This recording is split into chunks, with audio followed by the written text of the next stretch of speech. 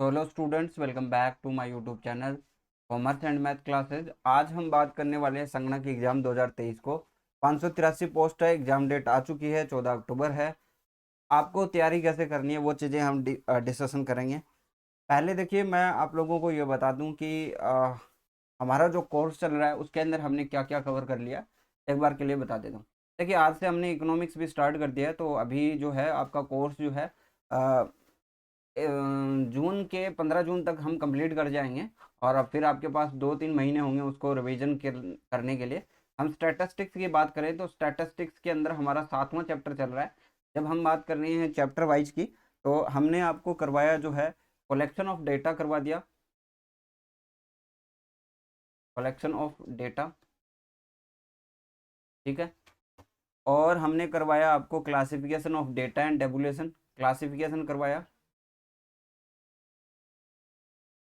And tabulation करवा दिया, ठीक है। साथ ही साथ आपको ये भी पता चल जाएगा सिलेबस क्या है। डायग्रामेटिक रिप्रेजेंटेशन करवा दिया,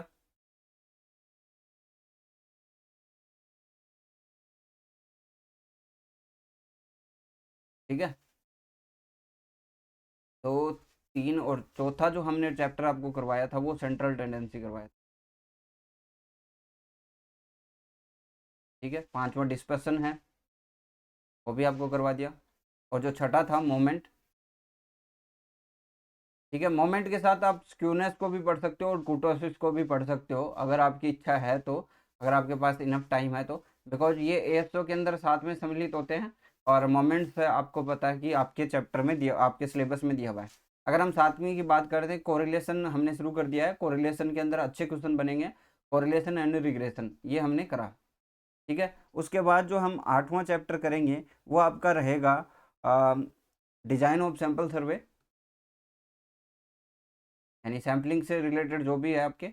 और 9वां जो चैप्टर रहेगा वो आपका रहेगा trend analysis, sorry time series को लेकर, टाइम सीरीज, ठीक है।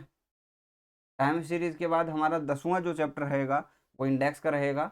और 11वां जो चैप्टर रहेगा वो हमारा क्या रहेगा, वाइटल स्टैटिस्टिक्स का रहेगा। और 12वां जो चैप्टर रहेगा ऑर्गेनाइजेशन से रिलेटेड रहेगा, जो कि स्टैट से रिलेटेड है, ठीक है। ये 12 चैप्टर हैं। मैंने आप लोगों को नोट्स पूरे दे दिए हैं, हिंदी के नोट्स जो है आप लोगों को प्रोवाइड करवा दिए है। आप इनको अच्छे से पढ़ लो, आपका काम हो जाएगा। और इनको रिवीजन में लेके आना जरूरी है, थ्योरेटिकल। देखिए, पहले हमने जो थ्योरी थ्योरी की है हमने, और कुछ क्वेश्चंस हम इसके साथ कर रहे हैं, है ना। एमसीक्यूज मैं कुछ कुछ एमसीक्यूज आपको डिस्कशन करवा रहा हूँ साथ में, वो वीडियोज यूट्यूब पे भी अवेलेबल है। उसके बाद जो है हम न्यूमेरिकल क्वेश्चंस करेंगे, सीरीज चलेगी न्यूमेरिकल की, जिसमें सारे चैप्टर्स के न्यूमेरिकल क्वेश्चंस आएंगे। वो किसी से एक भी पॉइंट नहीं छूटेगा, उसमें सारे न्यूमेरिकल आएंगे। उसके बाद जो है थ्योरेटिकल एमसीक्यूज की सीरीज चलेगी, जो चलती जाएगी, है ना। वो आपके जितने भी क्वेश्चन होंगे डेली के 25-50 जैसे भी, और उनका ही मॉक टेस्ट हुआ करेगा। पहले दिन उसका मॉक टेस्ट ले लेंगे, उसके बाद उसका सॉल्यूशन करवा देंगे, यही सीरीज हमारा चलाएंगे। इकोनॉमिक्स की बात करें तो आज जो है इकोनॉमिक्स का पहला चैप्टर शुरू हुआ, जो डिमांड से रिलेटेड है। इकोनॉमिक्स में बड़े चैप्टर नहीं है, लेकिन फिर भी आपको नंबर ऑफ चैप्टर के हिसाब से देखें तो काफ़ी चैप्टर है। पहले हम डिमांड करेंगे, फिर उसके बाद सप्लाई, डिमांड एंड सप्लाई हो गया। उसके बाद इलास्टिसिटी आपको पता होनी चाहिए, तो ये तीसरा चैप्टर रहेगा। फिर उसके बाद जो है प्राइस डिटर्मिनेशन रहेगा, जो डिफरेंट मार्केट के अंदर हमें पूछा गया है एग्जाम्स में, एग्जाम्स के लिए। तो चौथा जो चैप्टर होगा वो ये होगा डिफरेंट मार्केट वाला, डिफरेंट मार्केट वाला, ठीक है। अगर अगर आगे हम बात करें कि हमारा कौन सा चैप्टर आएगा, आगे हमारे पास काफ़ी चैप्टर रहेंगे। जैसे एक तो ये पांचवा जो नेशनल इनकम हमें करवाना पड़ेगा, नेशनल इनकम रहेगा।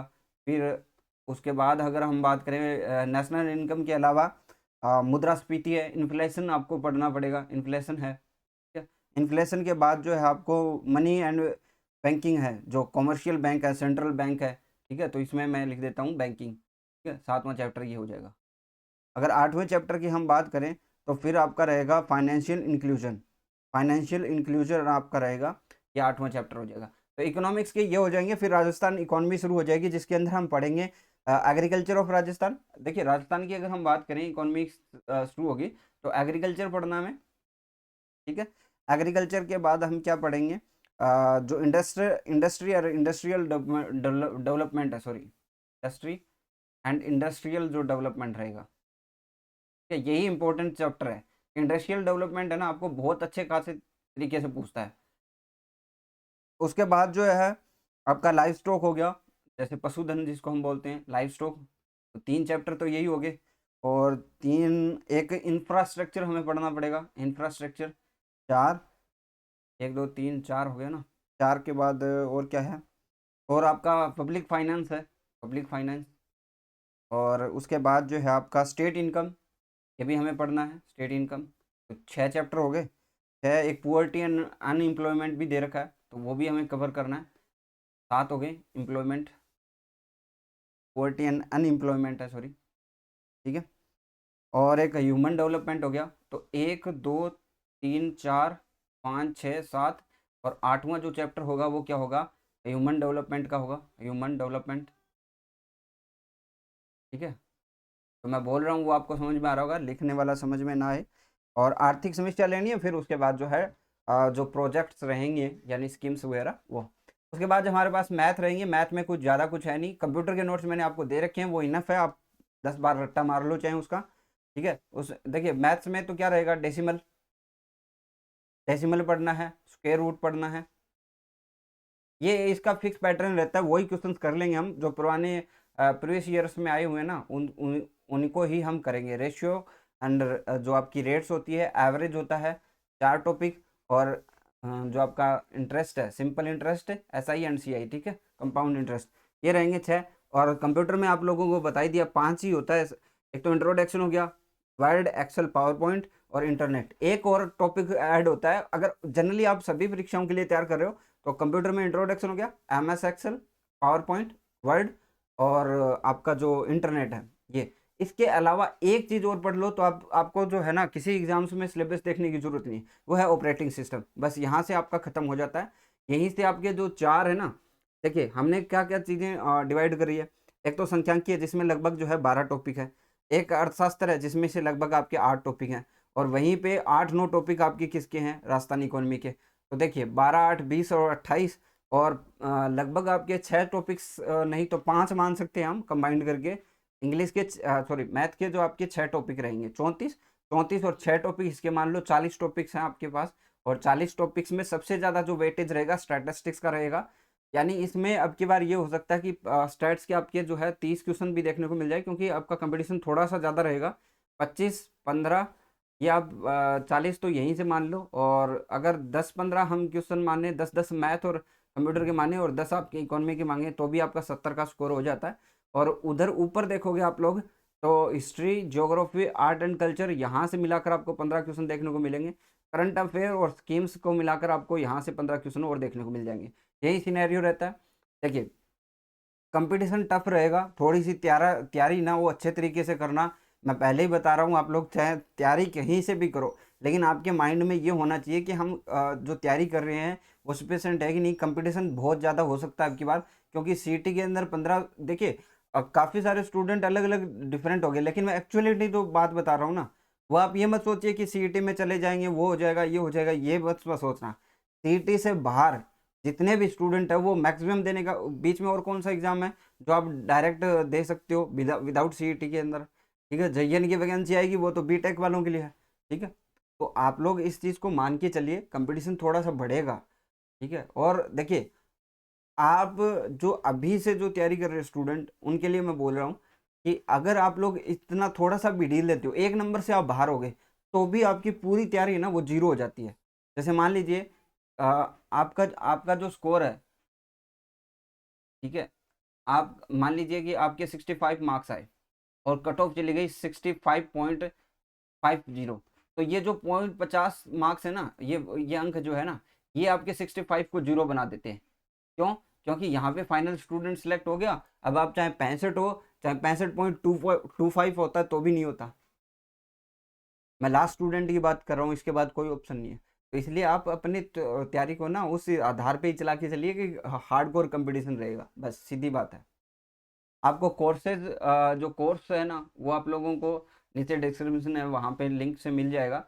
देखिए जो PDF कंटेंट है ना, अगर आप देखिए सेल्फ स्टडी कर रहे हो ना, PDF कंटेंट ले लो, उसमें ज़्यादा कुछ नहीं है। आपका जो कोर्स रहेगा वो 350 रहेगा। उसमें आपको जो है ना स्टैट्स के नोट्स मिल जाएंगे, इकोनॉमिक्स के मिल जाएंगे, आपको इकोनॉमिक सर्वे मिल जाएगा, कंप्यूटर के नोट्स मिल जाएंगे, और मैथ करवाएंगे उसकी पीडीएफ मिल जाएगी।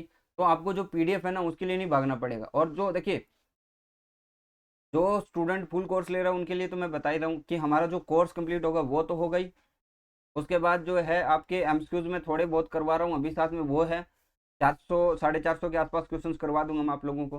फिर जो न्यूमेरिकल सीरीज चलेगी चैप्टर वाइज वो सारे सोल्व हो जाएंगे। उसके बाद जो है एमसीक्यूज चलेंगे थ्योरी वाइज वो। और हर चैप्टर का जो है मैंने एक मॉक भी डाला हुआ है, वो आप लोग दीजिए मॉक। जैसे ही आपका चैप्टर खत्म होता है उस चैप्टर की पीडीएफ पढ़िए, मॉक दीजिए, उसके बाद जो है मॉक का सॉल्यूशन देख लीजिए, उसके बाद हमारे फुल मॉक्स भी होंगे। तो आप तैयारी को बूस्ट कीजिए। देखिए हमारा तो सीधा सा यही है कि जो मैं फीस ले रहा हूँ, ठीक है, वो मैं ले रहा हूँ, उसमें मैं कोई वो नहीं है कि कम ज़्यादा कुछ भी नहीं है। लेकिन आपको फीस वैल्यूबल जब हो जाती है ना, जब आप जो सारी चीज़ें कर रहे हो उससे आपको मेहनत, आपको कहीं भागना ही नहीं पड़ेगा, सारा कंटेंट आपको एक जगह मिल रहा है, बस बात खत्म। ठीक है, आपको जो जॉब के आगे ना ये पैसे कुछ भी नहीं होंगे। ठीक है, बाकी देखिए आपकी राय, मैं ये नहीं कह रहा कि यहाँ से कोर्स लीजिए, आप बेधड़क किसी से कोर्स लीजिए, सभी अच्छा बढ़ाते हैं। ठीक है, मैं किसी की बुराई नहीं कर रहा। हाँ, लेकिन मार्केट में बुक्स आती है ना उसका थोड़ा सा देख लेना, क्योंकि उसमें एरर आता है। तो मैं जब भी सोल्व करवाता हूँ, हालांकि मैं अब भी जो है ना जितनी भी बुक्स आएगी उनको सोल्व करवाऊंगा, उनके जो क्वेश्चंस रहेंगे, लेकिन उसमें एरर आता है, वो करेक्शन करना पड़ता है खुद को, है ना। वो फिर वो स्टूडेंट नहीं समझ पाता और वहाँ से वो चीज़ देख लेता है और वो वहाँ एग्जाम में जाके कर देता है ना, तो फिर वो एक मार्क्स चला जाता है, उसके साथ जो है नेगेटिव वाला भी जाता है। क्यों? क्योंकि वो तो बुक्स में पढ़ के गए तो वो अपने हिसाब से सही है। तो इस चीज़ का थोड़ा सा ध्यान रखिएगा। और बाकी मैं क्वेश्चन डालते रहूँगा आपको। मैंने 5-6 चैप्टर के जो क्वेश्चंस हैं वो करवाए हैं, और कोरिलेशन के क्वेश्चंस भी जल्द कराऊंगा। इकोनॉमिक्स के थोड़े बहुत क्वेश्चन मैं फिर भी करवा दूंगा। लेकिन इम्पॉर्टेंट ये है, अगर मैं हो सका तो एमसीक्यू बेच लेके आऊँगा, क्योंकि एमसीक्यू मेन चीज़ यहाँ पे एमसीक्यू ही है। आप लोग थ्योरी पढ़ोगे, थ्योरी के साथ साथ एमसीक्यू जब करवाते हैं तो उसके साथ जो एक्सप्लेनेशन होता है वो डायरेक्टली समझ में आता है, वहाँ से आप क्वेश्चन सॉल्व करना सीख जाते हो। बाकी अपडेट्स के लिए आप इस चैनल को जरूर सब्सक्राइब कीजिए। आज के लिए बस इतना ही, थैंक यू।